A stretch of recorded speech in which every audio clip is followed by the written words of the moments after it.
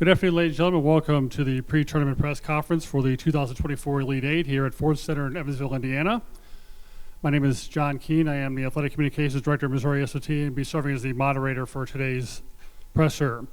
Before we begin, I'd like to introduce the Mayor of the City of Evansville, Stephanie Terry, for a few opening remarks.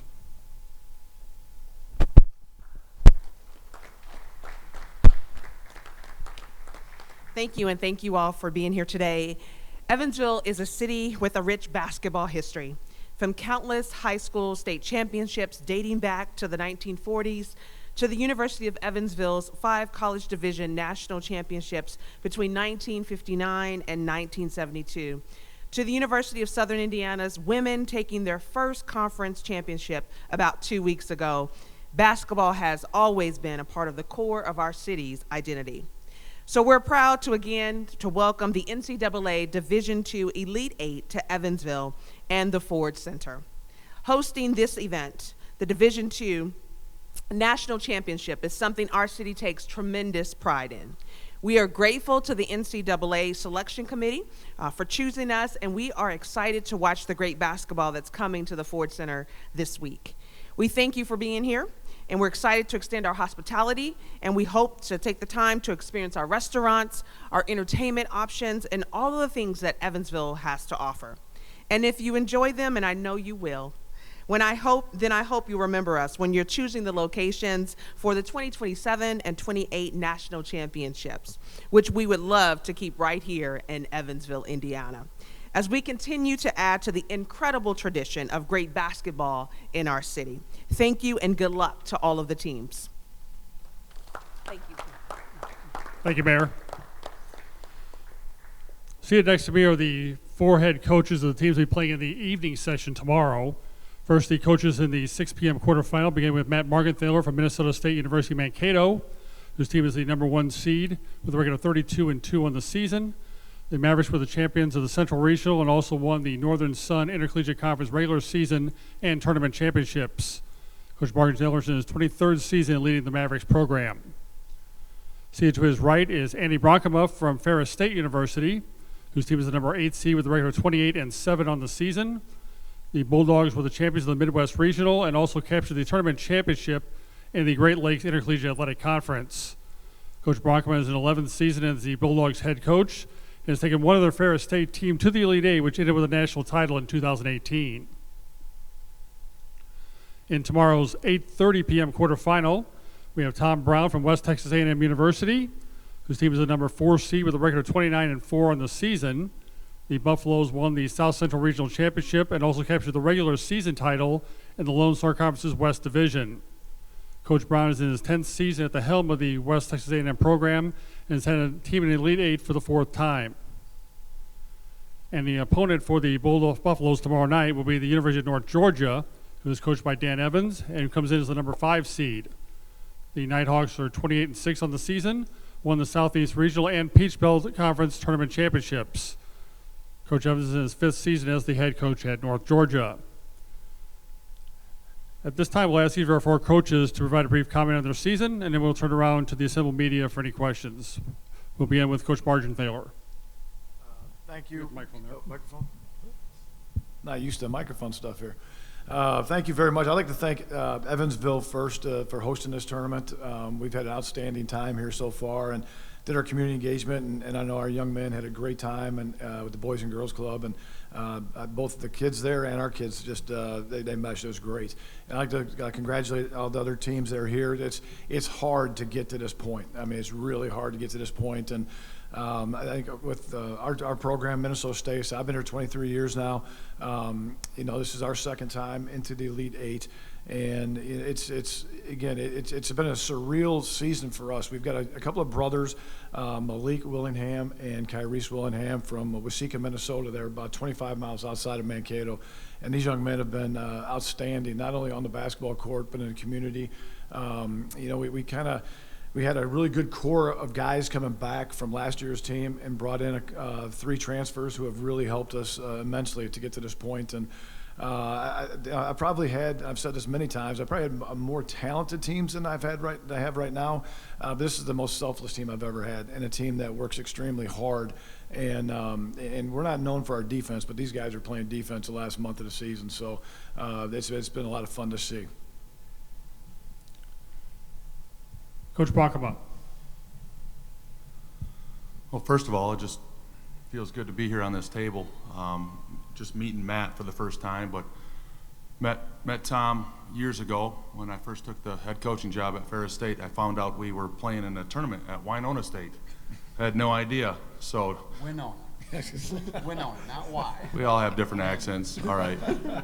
Well, anyway, Tom's been correcting me ever since, so he's continuing to do that. And 20-point losses, 2 of them, and that's when we met. And Dan, that same year, became a head coach in our region, in our conference. We were head coaches together in the GLIAC, even assistant coaches together. So it's pretty cool just to get reconnected here and make it back to the Elite Eight. And it's been 6 years, and we've been fighting to get back.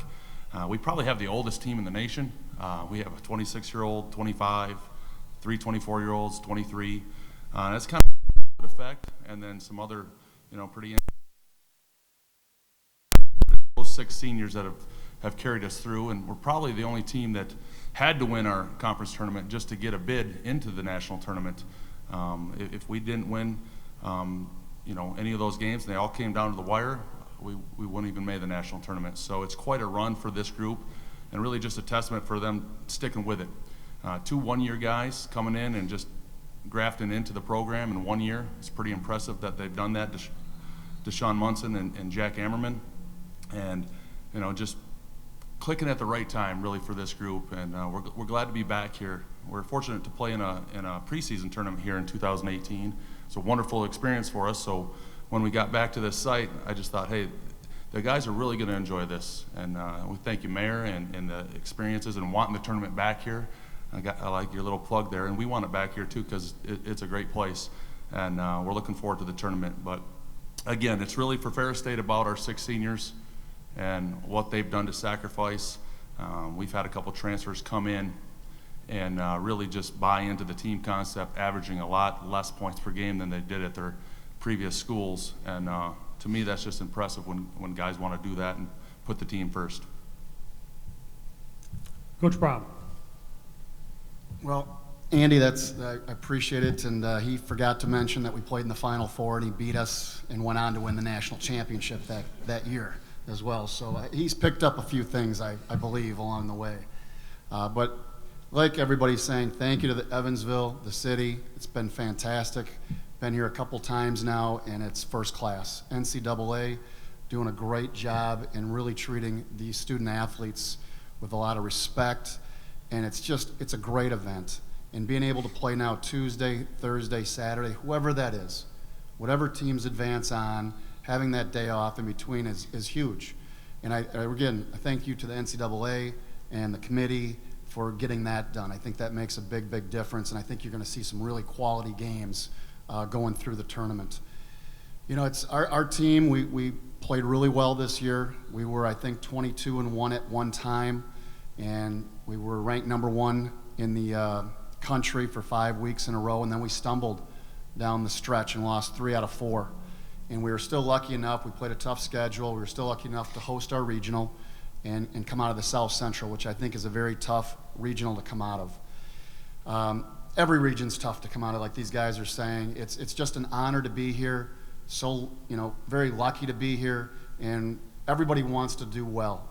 And it's something that we have 4 seniors on our team: Cameron Bell from Oklahoma, Larry Wise from Texas, and then we have 2 Illinois boys, Zach Toussaint. Some of you might remember Zach Toussaint. He had a pretty big shot against Lincoln Memorial here a few years ago to send us to the national championship game.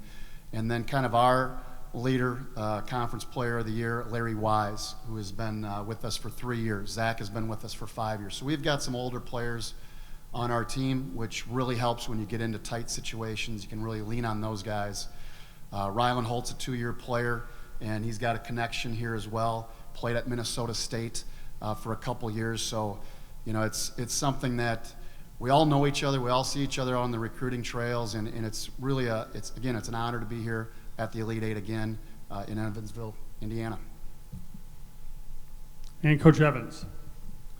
Thank you to the city for hosting it. It's really been a tremendous experience for our players thus far. Our program's at our community engagement right now at a YMCA here in town, working with some 5 to 12-year-olds. So that'll be good for all those guys to know what we go through as coaches, at least for 1 hour today. Just really proud of our team and our program, and our entire university. We've had a really good season, and we have some older guys that have led us. Frank Champion, who's a really talented player, has been with us for 4 years. Case Roach, who's been a great member of the program and has contributed in a whole variety of ways. Greg Billups is a really good defensive player. And Eric Jones, and it's been interesting because they're, one's from South Carolina, 2 from the Atlanta area, and 1 from New Jersey, and everybody kind of got here in different ways. And so for them to enter our university during COVID and really experience something that was not very positive, was not a very positive experience for them, but to stick it out and to continue to be committed to the program and help shepherd so many behind them that are in the program to where we are today has been really neat. It's been really neat. And so we entered the season with a little bit of a target on our back because we had played really well last year for long stretches, kind of similar to how Andy's describing it this year. Like, we barely got it in last year. We were probably the last team maybe allowed in the tournament because of some of our late season struggles. But we've really been able to take some of that fuel and some of the challenges that we faced all year and are playing our best basketball, really. And hopefully the 5 days off, 6 days off that we've had hasn't slowed that down. But we're really excited to be here, excited to be sitting next to men like this and the other 4 coaches in the other half of the Elite Eight, because it truly is a difficult thing to get here. Really good coaches, really good players, and even that doesn't assure you very much, And so just to be sitting here personally and for our program to be here is a really, really special thing, and something that hopefully we can make last as long as possible, like everybody's trying to, but it's been outstanding so far.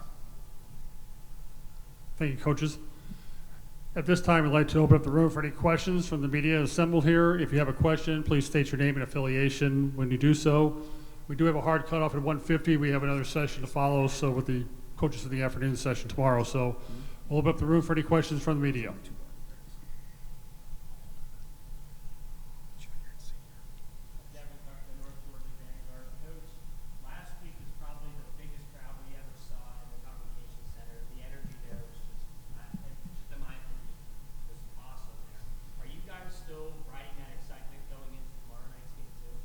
Yeah, we're excited certainly to be still playing. That was, if anyone's seen any of the videos, it was a very, very unique environment. Our entire community, both the university and Dahlonega, was willing to support the team and has done a great job really for a few years now, I would say, but that was very much a culmination of a lot of work by not only our players and our administration and our community. And so, to have 4,000 people, have it be standing room only, have it end in a really sort of exciting and, maybe too exciting really for what the game was.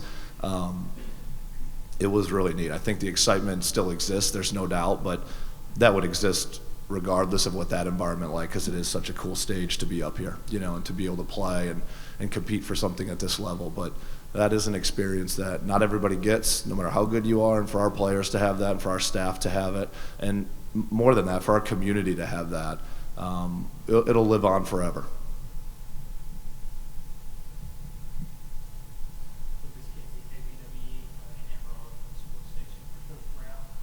This is your 4th time to make it to the Elite Eight with West Texas A&M. Every team has a different identity. What would you kind of describe this year's team, their identity? You're exactly right. Every team does have a different identity, and this year's team, I told a few people at WT and our athletic director as well, I just said if we just go 500 this year, we're going to have a great team because we have some really great kids. And I know every coach is going to say that, but we do. We have 14 players on our team, 1 red shirt, and 13 active players, and even the guys that don't play are into it. They love it. They're supporting each other.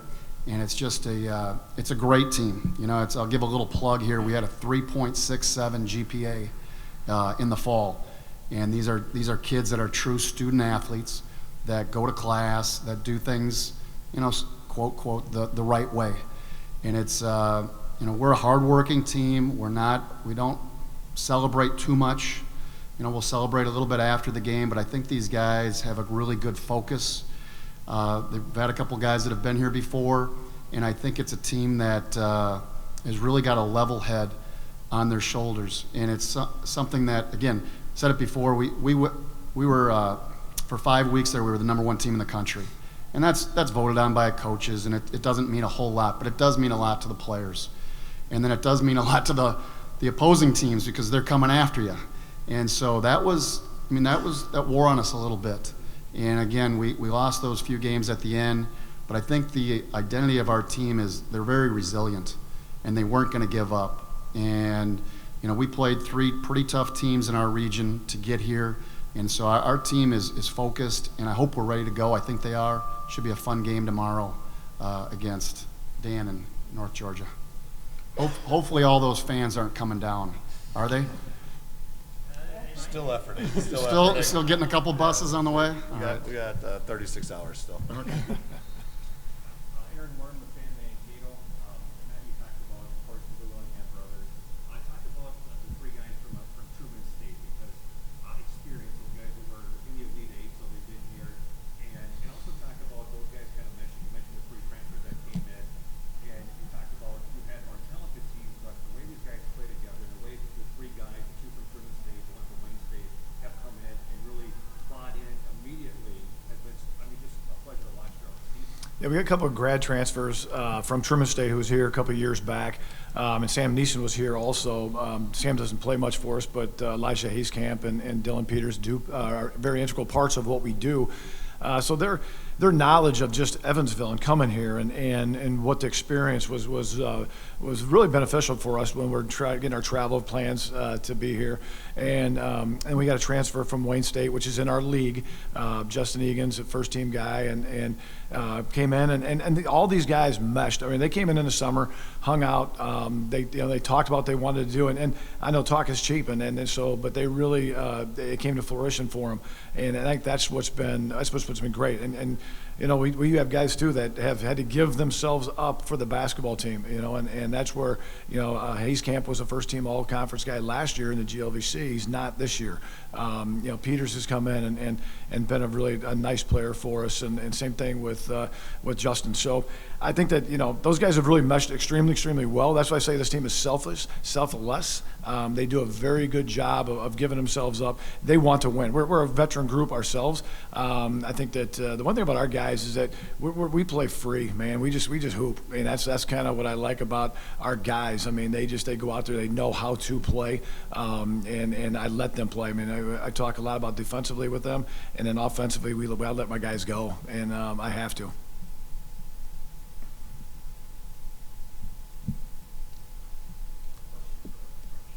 Go ahead. There's a lot of pressure at this tournament, not just players, but coaches as well.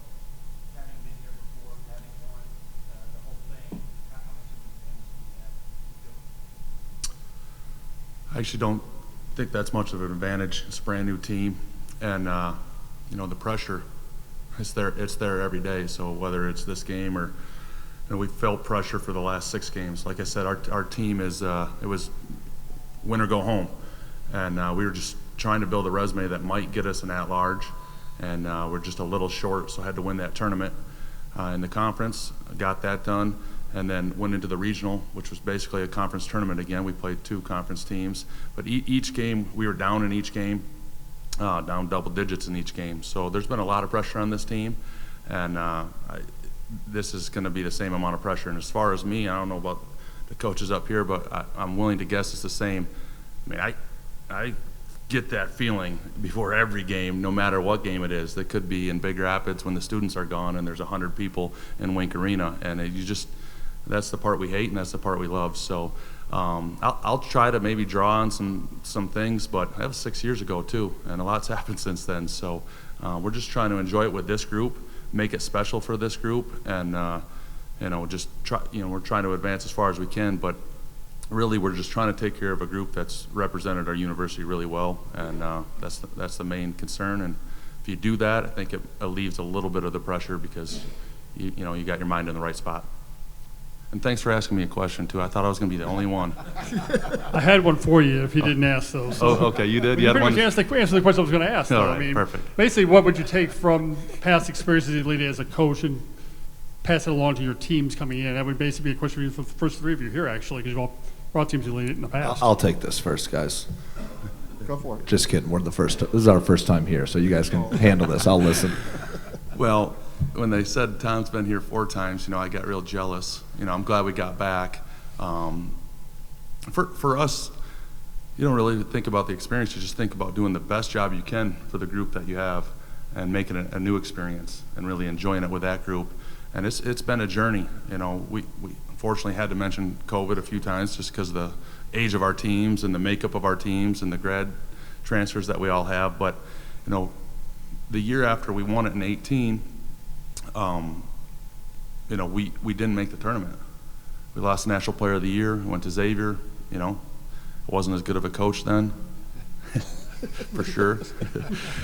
We bounced back the next year, and we have the most wins in the region. We're a pretty good team. And then we're 45 minutes away from Indianapolis, and the tournament gets canceled. So we turn around and go home. And then it's just been a slow, this is our 3rd year in a row making the national tournament, and we've been bounced out the last 2 years by the eventual regional champs in the 2nd round. And this group's kind of that group that was sick of getting beat in the 2nd round. And I think that experience probably did help us, if you want to talk about experience that helped, but that's kind of the makeup of the team. And for me, just along for the ride with this group. I want to enjoy it because it's been 6 years, and I want to enjoy this in case it's another 6 or it's never again.